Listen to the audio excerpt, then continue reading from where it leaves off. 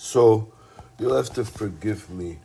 Sometimes, so I didn't think dogs got sick very much. Sometimes if you eat something really disgusting, you'll vomit. But I didn't think we really got colds or whatever. But I got a scratchy throat.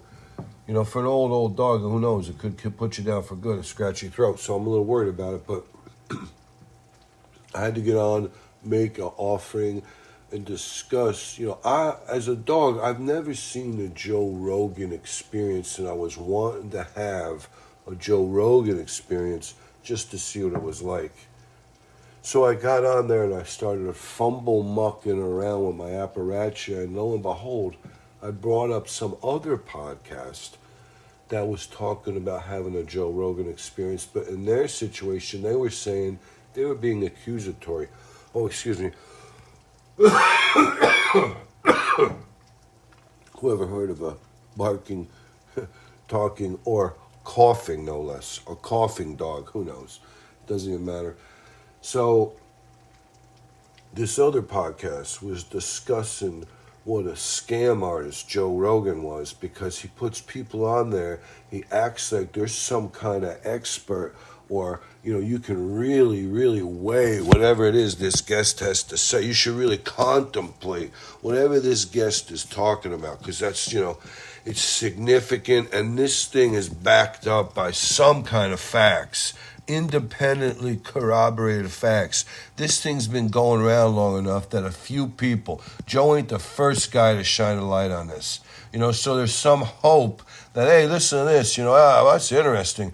You don't sit there and say, hey, listen to this is a complete and total fabrication. It's a fucked up propaganda for what ends no one could guess. But Joe's going to put it on. Anybody spinning any kind of a crackpot yarn, Joe tries to make it official. Look, this is reality, everybody, Joe says.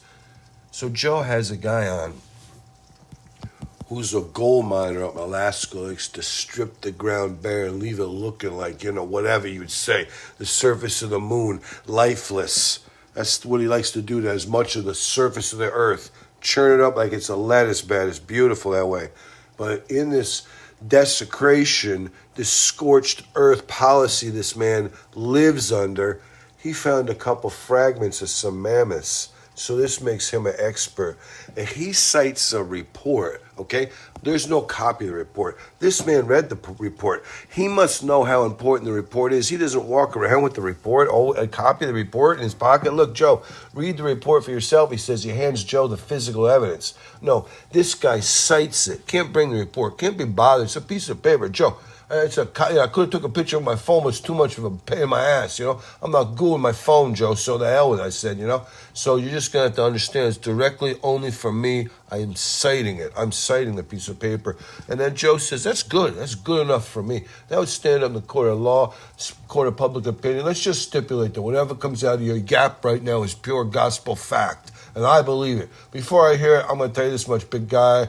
I believe it. That's why you're on here. We found you out of nowhere. We're shining the light. We're the big ones. We're the saviors of whatever you would say. Well, the guy, he kind of makes it a yuckity yuck. Like he says, the gold miner guy from Alaska, he says, I'm going to start a bone rush in the East River around 65th Street. He says, hey, everybody, crawling in the freezing, frozen New York City East River, get in the muck and mire of 30, 40, 60 feet down in there, wallow around till you find a mammoth bone. They're there, I'm telling you. And, the hilarious thing, the most hilarious thing is a whole bunch of people went and did it. They went with them things you used to comb. You look for shipwrecks on the bottom of the ocean, sonar fish catching, trying to find big fish schools. They went out there with big, long sticks, and they actually got in there. Underground divers, you can't see 8 inches in front of you, and they swam around the bottom, groping around looking for mammoth bones. That's hilarious.